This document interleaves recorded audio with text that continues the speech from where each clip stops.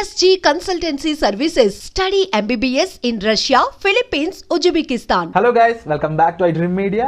ఈరోజు మనతో ఉన్నారు well known psychologist and professor అయిన మాధవి బండారు గారు. సో ఒక రిలేషన్షిప్లో ముఖ్యంగా మిలీనియల్ ఏజ్ అయిపోయింది, నౌ జెన్జీ. ఈ టైంలో మనకి రిలేషన్షిప్స్ గురించి కంటే కూడా షార్ట్ అండ్ స్వీట్గా ఉండాలి, టైంపాస్ అయిపోవాలి అనేటట్టు చూస్తున్నారు. But what happens after marriage? Me husband లేకపోతే మీ పార్ట్నర్ ఈగోయిస్టిక్ అయితే, మొండిగా ఉంటే, ప్రతి విషయంలో కూడా నాదే నెగ్గాలి డెసిషన్ అనేటట్టు ఉంటే, మరి వాళ్ళతో ఎలా జీవించాలి, వాళ్ళని ఎలా హ్యాండిల్ చేయాలి, ఇలాంటి టఫ్ సిచ్యువేషన్ ఎలా హ్యాండిల్ చేయాలో తెలుసుకుందాము. Hi ma'am. Hello. First of all, ఇప్పుడున్న జెన్సీ రిలేషన్షిప్స్ గురించి మీరు ఏమనుకుంటున్నారు? అండ్ ముఖ్యంగా రిలేషన్షిప్లో ఒక ఈగోయిస్టిక్ పర్సన్ మన పార్ట్నర్ అయితే, మొండిగా ఉండే పర్సన్, నా మాటే నెగ్గాలి అనుకునే పర్సన్, మనం చెప్పేది వినే ఓపిక లేని పర్సన్ మనకి పార్ట్నర్ అయితే వాళ్ళని ఎలా హ్యాండిల్ చేయాలి, మనల్ని ఒక ప్రేమించే మనిషిగా ఎలా మార్చుకోవాలంటారు? సో రెండు ఉన్నాయి. ఒకటి జెన్జీ ఎలా ఉంది, ఇంకోటి స్పౌస్, హస్బెండ్. ఎస్పెషలీ ఇక్కడ మనం ఒక హస్బెండ్ గురించి మాట్లాడుతున్నాం. ఓకే, మ్యారేజ్ అయిన తర్వాత హస్బెండ్లో కొన్ని లక్షణాలు ఉంటే అవి మనం ఎలా ఉండాలి. ఆల్రైట్. సో ఫస్ట్ మనం జెన్జీ గురించి మాట్లాడదాం. జెన్జీలో ఉండే మనుషుల్ని మనం తీసుకుంటే వాళ్ళంతా ఎలా అంటే everything is light note. Okay, light hearted and emotions అప్పటికప్పుడు వస్తాయి, తగ్గిపోతాయి. అలాంటి జనాలు. And lot of things are it's okay, it is common అన్న ఒక తత్వం ఉన్న పరిస్థితి జెన్జీలో ఉంది. ఓకే, రిలేషన్షిప్స్లో కూడా అంతే, be it male or female. Okay, you will find that for Gen Z, it is very common that you have multiple relationships. Okay. Short term, long term relationships, multiple relationships, and it is fine because recent days లో fling అని పేరు విన్నారా మీరు? Fling అంటే just చూసి just chat చేసుకోవడానికి ఒక person అన్నమాట. Yes. Okay, I mean, thanks to social media, thanks to globalization, and certain things that have become very common. Okay, from Western culture. Yeah. Okay, taken from those cultures. Having relationships, having boyfriends, going out on dates, all right, and different forms of intimacies. Avanni oka level daaka people are okay with it, which is not so with the earlier generations. So ala chuste Gen Z lo chala easy, నెగ్గుకు రావడం easy, అమ్మాయి అయినా అబ్బాయి అయినా, because multiple faults ఇద్దరిలో ఉన్నాయి. So నువ్వు ఏదైనా అంటే నేను నిన్ను అంటాను. Okay, so it is like that kind of a thing. ఇది జెన్జీ గురించి. Okay, then when we talk about when you are married, okay, you have a proper family and భర్త భార్య ఇద్దరు ఉన్నారు. భర్త కొంచెం మొండిగా ఉన్నాడు, రైట్, అండ్ ఈగోయిస్టిక్గా ఉన్నారు. మోర్ దాన్ మొండిగా, ఈగోయిస్టిక్గా. మొండిగా ఉండడం వేరే థింగ్, నేను ఏది చెప్తానో అది కావాలి అనడం వేరే థింగ్.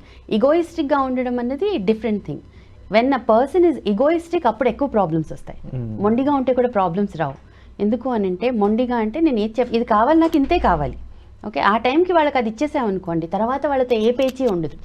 ఈగోయిస్టిక్గా ఉన్నప్పుడు ఎక్కువ పేచీలు ఉంటాయి. ఎందుకు అని అంటే, ఈగో అన్నది పైకి కనిపించదు. And when people are egoistic, they try to be very very good. So వాళ్ళు పైకి చాలా మంచిగా కనిపిస్తారు, అన్నిటికీ ఓకే సరే అన్నట్టుగానే ఉంటారు. బట్ లోపల వాళ్ళకి అది నచ్చకపోయినా పైకి అది వాళ్ళు చెప్పరు. కానీ అది మనం తెలుసుకోకుండా చేసామనుకోండి, there are different ways in which వాళ్ళు మనల్ని సాధిస్తూ ఉంటారు. అది చాలా ప్రమాదకరం.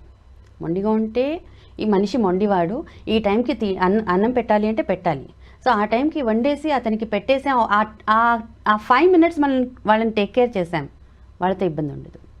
ఈగోయిస్టిక్గా ఉన్నప్పుడు చాలా ప్రాబ్లమ్స్ వస్తాయండి. ఇలాంటివి మీరు చెప్పిన చిన్న చిన్న విషయాలు అయితే పర్లేదు.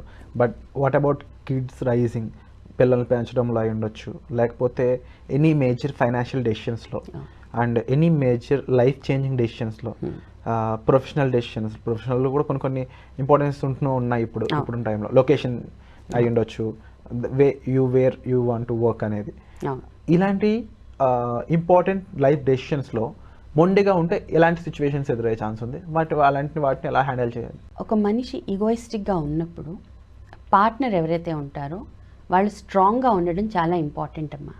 వాళ్ళని డీల్ చేయాలి అని అంటే వాళ్ళని ఫస్ట్ తెలుసుకోవాలి.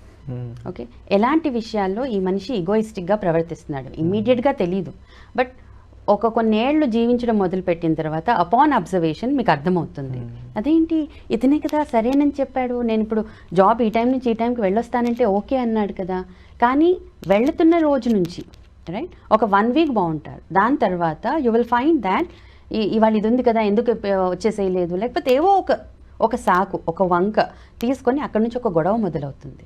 ఓకే, ఇది అది లేదా బయటికి వెళ్ళినప్పుడు కానీ ఇంకెక్కడికైనా వెళ్ళినప్పుడు కానీ, సో ఇలాంటివన్నీ మీరు చూస్తూ ఉంటారు. సో మనం ఆ డాట్స్ కనెక్ట్ చేసుకోగలగాలి. ఓకే, డాట్స్ కనెక్ట్ చేసుకున్నప్పుడు మీకు అర్థమవుతుంది, ఓ ఇక్కడ ఓకే అని ఇతను చెప్తాడు, కానీ అది యాక్చువల్గా మనసు నుంచి వచ్చిన ఓకే కాదు.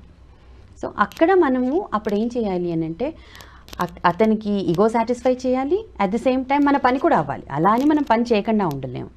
సో అప్పుడు ఏం చేయాలి అని అంటే రైట్ మనం చాలా క్లియర్గా ఉండాలి, అదేంటి పర్పస్ క్లియర్గా చెప్పాలి. ఓకే, ఇది ఉంది, ఇంత టైం పడుతుంది, నేను ఇక్కడ దాకా వెళ్ళేసి వస్తున్నాను, రైట్ ఏదైనా మీకు ఇది అవసరం ఉంది అక్కడ రెడీగా పెట్టాను, లేదా దాని ఏర్పాటు ఇక్కడ ఉంది, ఇది చూసుకోండి. వచ్చిన తర్వాత మనకి ఇంకేవీ పనులు లేవు, వెళ్ళేసి వస్తున్నాను అక్కడ దాకా ఉన్నాను అంతే. రిటర్న్ వచ్చిన తర్వాత కూడా దాని మీద డిస్కషన్ చేయకుండా మళ్ళీ నార్మల్గా ఇంట్లో కలిసిపోయామనుకోండి, that is one best way గొడవలన్నీ తగ్గించుకోవడానికి. అండ్ కొన్ని సిచ్యువేషన్స్లో కోపం అనేది చాలా క్రూషియల్ రోల్ ప్లే చేస్తూ ఉంటుంది. ఇలాంటి వాళ్ళని డీల్ చేసే విధానంలో రెచ్చగొడితే రెచ్చిపోవడం అనేది ఎక్కువ కనిపిస్తూ ఉంటుంది కదా.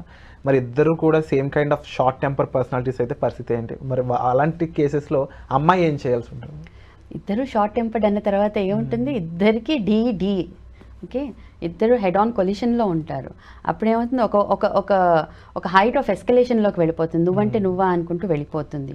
ఆ తర్వాత ఒకవేళ ఇద్దరూ కొద్దిగా ఆలోచన కోపంలో అరుచుకున్నా కూడా తర్వాత కొంచెం స్థిమితపడిన తర్వాత ఆలోచన పరంగా ఉన్నారనుకోండి, అనవసరంగా గొడవ పడ్డాం, ఇప్పుడు ఇది ఇంతే కదా విషయం అనుకొని ఎవరో ఒకళ్ళు ముందుకు వచ్చేసేయచ్చు. ముందుకు వస్తే అది బాగానే సెటిల్ అవుతుంది. అలా కాకుండా ఇద్దరికీ ఈగో ఉంది, ఇద్దరు నువ్వంటే నువ్వన్నా, నేను కరెక్ట్ అంటే నేను కరెక్ట్ అనుకుంటూ వెళ్ళారనుకోండి, అప్పుడే మనకి ఏంటంటే ప్రాబ్లమ్స్. ఇద్దరు విడిగా ఉండడం, వదిలేసి వెళ్ళిపోవడం, నువ్వు వచ్చి సారీ చెప్తే తప్ప నేను నీతో మాట్లాడిన అనడం, ఇలాంటివన్నీ జరుగుతాయి. అండ్ అలాంటివి మనం ఈ మధ్య సమాజంలో చాలా చూస్తున్నాం. విదిన్ 1 to 2 years మ్యారేజ్ తర్వాత చాలామంది విడిపోతున్నారు. ఎందుకు విడిపోతున్నారు? ఎందుకు అని అంటే ఆ కొంచెం టైంలోనే ఓకే ఒకళ్ళనొకళ్ళు తెలుసుకోకుండా, లేదా ఒకళ్ళకొకళ్ళు సమయం ఇచ్చుకోకుండా, ఓకే నేను ఇది కరెక్ట్గా చెప్పాను నువ్వే కాదన్నావు, దాని మీదే ఇలా పట్టుబడి ఆవేశానికి వెళ్ళి కోపాలు పెంచుకుని చేసేప్పటికీ నువ్వు అక్కర్లేదు అనుకుంటూ బయటికి వెళ్ళిపోతున్నాం. సో ఇది ప్రతి రిలేషన్షిప్లో ఉంటుంది. ఫస్ట్ ఫ్యూ ఇయర్స్ అది మనకేమంటే 7 years ఇచ్చింగ్ అంటారు. ఓకే, మ్యారేజ్ తర్వాత ఓకే 7 years ఇచ్చింగ్ ఉంటుంది. 7 years ఇచ్చింగ్ ఏంటి? అది ఇచ్చింగ్ అన్నాం మనం. అదేంటి, ఒకళ్ళనొకళ్ళు తెలుసుకునే క్రమంలో మనకి ఇంకా పూర్తిగా తెలియదు కదా ఎదుటి వాళ్ళు ఏమిటి అన్నది. సో ఒకదానికి రియాక్ట్ అయ్యారు, మనం ఆ రియాక్షన్ ఎక్స్పెక్ట్ చేయలేదు, ఆర్ మనం ఎక్స్పెక్ట్ చేసినంత రియాక్షన్ రాలేదు. లేకపోతే అలాంటప్పుడు మనకి అరే ఇలా చేశారు ఏంటి అలా అనిపించి అది కొంచెం గొడవకు కూడా దారి తీయచ్చు. But that is the time, it is a learning time. మీరు తెలుసుకోవాలి, ఓకే నేను ఈ సిచ్యువేషన్లో ఈ మనిషి నుంచి ఇలాంటి రెస్పాన్స్ కానీ రియాక్షన్ కానీ ఎక్స్పెక్ట్ చేశాను, కానీ నాకు అది రాలేదు, రైట్. ఆర్ సమ్ టైమ్స్ అది చేయకపోగా ఉల్టా నేనే మాట పడ్డాను, రైట్. కొంచెం టైం ఇచ్చుకుని మనము ఈ సిచ్యువేషన్ ఇలా జరిగింది, దాంట్లో ఎలాంటి గొడవలు జరిగాయి, ఒకసారి ఎవరిది వాళ్ళండి, you have to identify what is happen.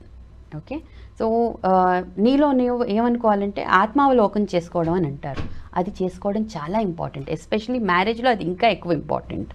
So definitely మీరు చెప్పిన విధానంలో ఎవరో ఒకరు కంపల్సరీ దిగి ఆలోచించి అర్థం చేసుకుని ముందుకు వెళ్ళాలనే కాన్సెప్ట్ స్ట్రాంగ్గా ఉండడం చాలా important.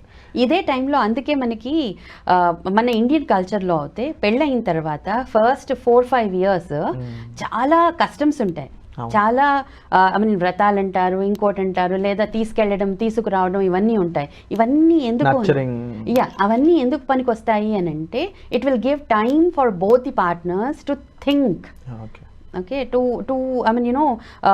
To understand what is happen. ఒక గొడవ జరిగింది, ఇప్పుడు అంత గొడవ ఎక్కువ అయ్యేంత వరకు కూడా మన వాళ్ళు ఉంచరు. లైక్ పెళ్ళైన తర్వాత ఫస్ట్ 1 yearలోనే వ్రతాలు, మంగళగౌరి నోములని, లేకపోతే ఆషాఢ మాసం అని అలా అని కొంచెం దూరం పెడతారు చూసారా.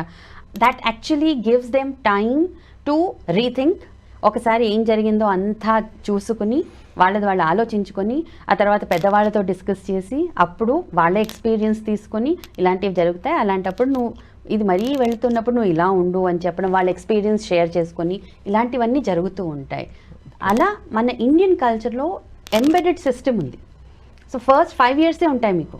I think that is why all over the world Indian culture, Indian marriages are last longer అని చెప్పేసి ఒక మాట రావడానికి కారణం. And definitely wonderful information ma'am. తప్పకుండా ప్రతి జెన్సీ పర్సన్ కూడా ఇవన్నీ తెలుసుకోవాల్సినవి అండ్ వాళ్ళ ఫ్యామిలీస్ కూడా తెలుసుకోవాల్సినవి. వాళ్ళిద్దరిని అలా ఉండేద్దాం అనే దానికంటే కూడా they need to guide them at right times. మన ఒకటి యాక్చువల్లీ అందుకే మనం పెళ్లి చేసేటప్పుడే ఏం చెప్తామంటే, ఇది మీకు నచ్చితే ఉండండి లేకపోతే పొండి అని ఉండదు. మీ ఇద్దరికి పెళ్ళయింది, నచ్చినా నచ్చకపోయినా దాంట్లో మంత్రాల్లో దాని అర్థమే అది. నచ్చినా నచ్చకపోయినా ఒకళ్ళనొకళ్ళు తెలుసుకుంటూ లైఫ్ లాంగ్ మీరు ఒకళ్ళనొకళ్ళు సర్దుకుని లేదా ఒకళ్ళనొకళ్ళు మార్చుకుని జీవితాంతము ఉండాలి, మధ్యలో వదలడానికి వీలు లేదు. బ్యూటిఫుల్. దాని అర్థాలే అవి దాంట్లో పెళ్లి. And thank you so much for such wonderful information ma'am. Thank you so much. నిజంగా ప్రస్తుతం ఉన్నటువంటి సమాజం దేనికి ప్రయారిటీ ఇస్తుంది? ఆర్థిక సంబంధాల చుట్టూ మాత్రమే తిరుగుతుంది. మళ్ళీ ఎన్నికలంగానే చాలా విరక్తి కలుగుతాం. మంచి అనిపిస్తుంది కదా, లేడీస్ కూడా ఛాలెంజింగ్ జాబ్స్ చేసినప్పుడు చాలా బాగుంటది. ట్రాఫిక్ అసిస్టెంట్స్ గా నియమించిన ట్రాన్స్జెండర్స్ అందరితో సాల్యూట్ చేయించుకుంటున్నారు. ఫుడ్ డెలివరీ ఇవ్వటానికి వెళ్ళినటువంటి డెలివరీ బాయ్ అనిల్ పై కళ్ళ ముందు